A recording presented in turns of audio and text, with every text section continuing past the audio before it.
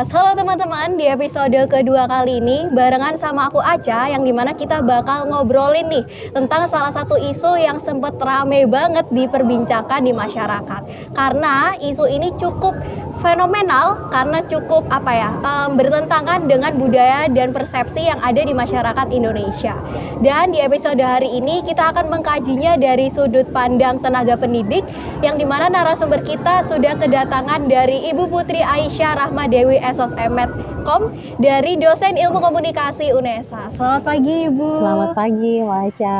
Oke, dari konsep acara kali ini Bu, kita akan menjawab pertanyaan yang dimana sudah terlist di buku yang udah aku pegang hari ini. Oke. Mungkin langsung aja kita buka pertanyaan pertama, yaitu kalau dari sudut pandang tenaga pendidik, apa sih yang pada dasarnya menyebabkan seseorang memutuskan untuk menikah tetapi tidak ingin memiliki anak atau child free? Ini pasti tentang unggahan selebgram yang sempat viral beberapa waktu yang lalu ya, tentang child free itu. Oke.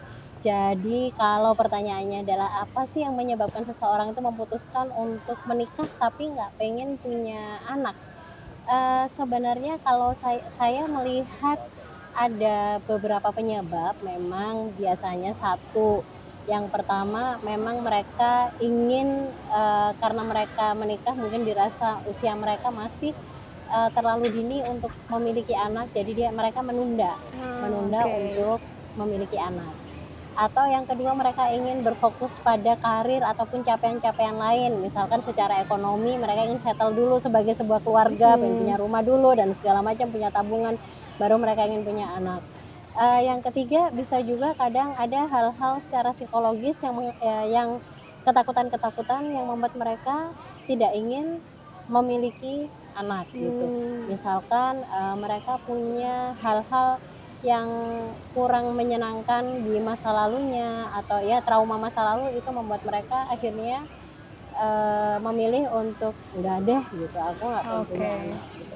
Tapi ada juga nih, misalkan teman saya yang kemudian memilih untuk dia mau menikah tapi tidak ingin menikah dengan alasan yang lebih alasan yang dia mengatakan bahwa saya nggak pengen punya anak karena ada banyak anak yang sudah terlahir di dunia ini tapi terlantar, sehingga dia dan pasangannya gitu dan suaminya memutuskan mereka mengadopsi anak saja, gitu. Karena esensinya atau menyayangi, walaupun itu bukan anak biologis mereka, seperti itu. Oke, jadi ada beberapa faktor ya teman-teman ya. Yang pertama mulai dari usia, kemudian mungkin pada saat seseorang memutuskan untuk berkarir, dan yang ketiga yaitu pada saat mungkin karena seseorang merasa bahwa banyak anak-anak yang terlantar, mungkin lebih baik kita mengadopsi aja daripada punya anak. Sedangkan anak-anak yang lain masih membutuhkan seperti itu. Oke, baik. Mungkin untuk lebih selanjutnya kita akan lanjut ke pertanyaan kedua, yaitu bagaimana sih konsepsi child free di masyarakat Indonesia saat ini dengan budaya banyak anak banyak rezeki. Iya. Banyak anak banyak rezeki itu sepertinya pada masa saya kecil nilai itu juga masih diberikan oleh orang-orang generasi di atas saya. Saya nggak ngerti kalau di generasinya Mbak Aca ini mungkin sudah beda lagi ya nilainya. Tapi di generasi atas saya dan dua di atas saya, artinya generasi kakek nenek saya, mereka masih mempercayai bahwa memang banyak anak banyak rezeki. Nah, hal ini bisa kita maklumi karena di beberapa dekade lalu mungkin situasinya tidak seperti sekarang, Cak. 2 dekade lalu mungkin orang membutuhkan anak itu untuk karena misal nih lahan rumah itu masih sangat luas. Sementara kalau rumah luas itu perlu juga tenaga kerja untuk merawat rumah tersebut atau mengembangkan rumah tersebut. Kemudian kesempatan kerja juga terbuka masih sangat lebar seperti itu.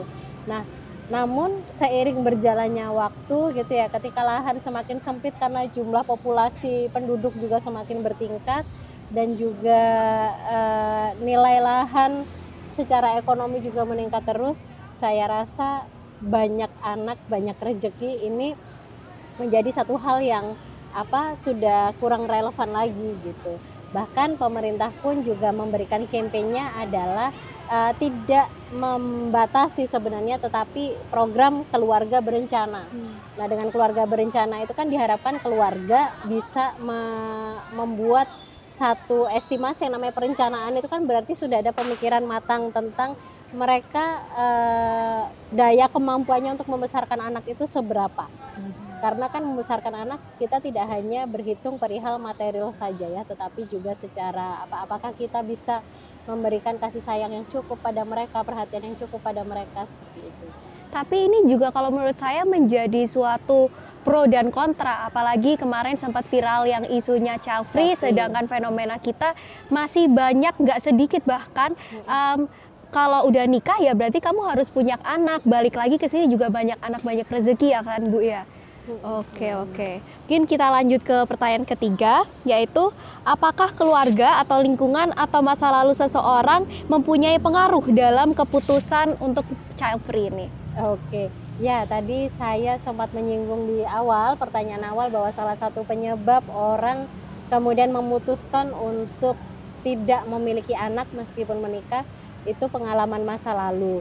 Nah, ini saya temui memang beberapa cerita gitu, ketika misalkan utamanya pada anak, pada seseorang yang mengalami masa lalu atau masa kecil tidak menyenangkan terkait dengan pengasuhan. Misal dia berasal dari keluarga yang broken home, kemudian dia sendiri tidak mendapatkan kasih sayang yang cukup dari orang tuanya, atau misalkan dia diasuh oleh orang yang bukan orang tua kandungnya ya, dan ternyata dia tidak mendapatkan kasih sayang dan perhatian yang cukup. Hal-hal seperti ini membuat dia akhirnya merasa ketika saya menikah, saya takut dia punya anak. Gitu. Saya takut nanti saya tidak bisa merawatnya dengan baik, merawat anak-anak dengan baik. Atau bisa jadi trauma yang muncul adalah kalau aku meninggal sementara anakku masih kecil, terus anakku dirawat dan dia mengalami seperti apa yang ku alami gitu. Nah, hal ini menjadikan mereka kekhawatiran tersebut yang menghambat atau membuat mereka berpikir berulang kali untuk memiliki anak.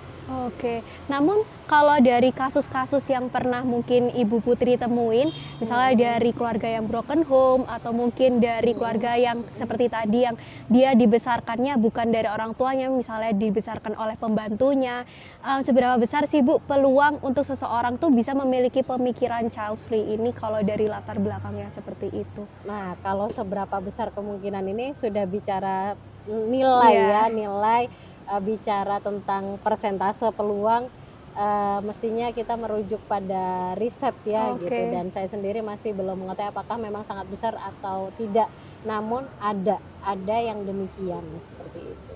Oke, mungkin untuk memperdalam lagi kita akan lanjut ke pertanyaan selanjutnya, yaitu apakah pendidikan dan teknologi dapat menentukan pemikiran dan keputusan seseorang untuk child free, atau mungkin sebaliknya, mungkin dia awalnya nggak tahu child free itu apa, tapi karena terpapar oleh terpaan sosial media, terpaan informasi yang ada di internet, dia jadi memutuskan untuk child free. Nah, itu apakah ada Bu? Oke, iya tentu ya. Artinya teknologi itu membuka kita pada gerbang-gerbang pengetahuan dan informasi yang mungkin awalnya kita sangat terbatas, namun saat ini kita bisa mengakses apapun yang sebenarnya kita ingin tahu gitu. Nah, kemudian apakah teknologi itu bisa mempengaruhi keputusan orang untuk child free maupun tidak? Saya melihatnya begini Mbak. Sebenarnya orang itu sudah punya kecenderungan, punya nilai dalam dirinya. Nah, ketika dia berhadapan dengan teknologi, internet dalam hal ini katakanlah, maka dia akan menggunakan teknologi tersebut untuk menjadi atau memberikan penguatan pada nilai yang sebenarnya sudah dia miliki, potensi nilai yang sudah dia miliki. Jadi begini Ca, misalkan nih, Aca sebenarnya di awal itu sudah nggak srek atau mungkin muncul dalam pemikiran, kenapa sih orang tuh harus punya anak gitu. aku nggak ngerti deh kenapa harus punya anak. Nah, Aca sudah bertanya-tanya dalam diri Aca, dan pertanyaan itu kalau misalkan kamu tanyakan ke orang tuamu atau ke kakek nenek, bisa jadi jawabannya nggak memuaskan gitu kan. Syukur-syukur dijawab. Kalau kemudian dibentak malah beda lagi, terus kamu saya coret dari kakak misalkan demikian. Nah, akhirnya ketika mencari di internet, kemudian muncullah, oh ternyata bukan cuma saya, oh ternyata nggak harus ternyata, dan ini sudah menjadi satu gaya hidup yang bisa dipilih. Nah, karena mendapatkan pembenaran bisa jadi akhirnya dia semakin kuat untuk ya saya tidak memiliki anak saja gitu. Itu menjadi satu opsi yang bisa saya ambil. Oke. Namun apakah juga ada orang yang memang mungkin awalnya dia memiliki prinsip, kalau tadi kan Bu Putri mengatakan bahwasanya pada dasarnya seseorang sudah memiliki nilai di dalam dirinya untuk dia itu apakah memilih child free atau tidak. Tapi apakah justru ada seseorang yang awalnya prinsip kuat nih, dia nggak mau child free, tapi karena begitu ada terpaan informasi dari internet, terus mungkin karena juga dia melihat banyak sekali fenomena di internet, misalnya kayak anak-anak yang terlantar, terus misalnya anak-anak yang tidak dibesarkan dengan baik oleh orang tuanya, apakah itu bisa mengubah prinsip dalam hidupnya itu, Bu? Bisa jadi. Bisa jadi. Ya. Saya melihat bahwa pilihan-pilihan dalam hidup itu bukan satu pilihan yang tidak harus selalu pilihan yang konsisten dari waktu ke waktu. Orang sangat mungkin berubah dengan bertambahnya pengalaman atau mungkin bertambahnya referensi yang dia baca, dan itu akhirnya membuat dia berubah. Saya mencontohkan misal nih ya, saya pernah berada pada fase yang saya juga tidak habis pikir kenapa kemudian harus menikah dan harus memiliki anak misalkan.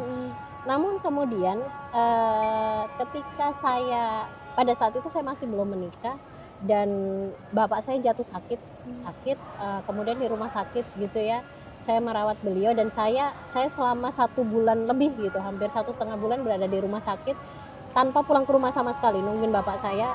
Saya melihat di kanan kiri orang bagaimana dirawat dan segala macamnya.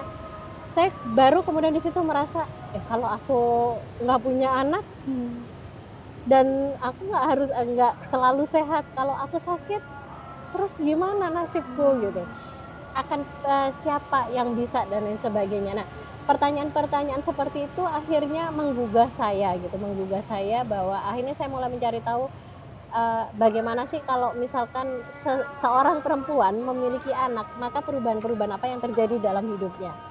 Dari sana kemudian saya merasa bahwa menikah dan punya anak bukanlah satu pilihan yang itu muskil saya ambil gitu, dan pada akhirnya beberapa tahun berikutnya saya akhirnya menikah dan saya punya anak. Ketika saya punya anak dan saya menjadi ibu gitu, saya kemudian merasa bahwa anak itu nggak bisa dibebani bahwa dia hadir itu untuk merawat orang tuanya ketika sakit. Nah, ada perubahan fase ya gitu. Ada perubahan fase karena yaitu tadi frame of reference, field of experience gitu.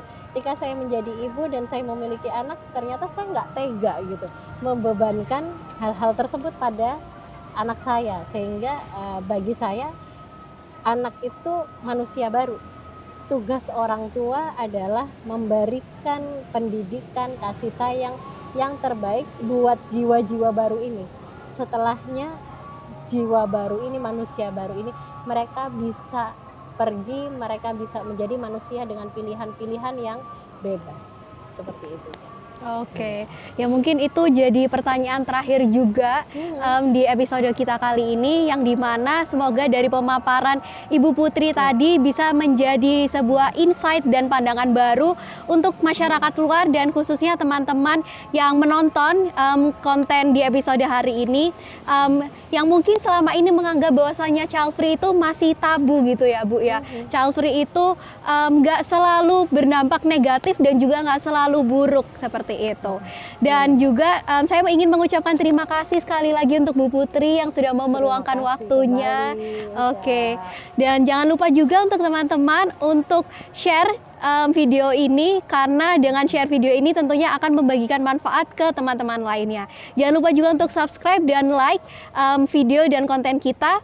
karena kita akan ada banyak banget konten-konten menarik lainnya, mulai dari edukasi, tongkrongan, hingga horor-horor kita semua ada. Oke, mungkin cukup sekian untuk episode hari ini. Bye-bye, Reminder, being for us, and see you on the next video. Bye-bye!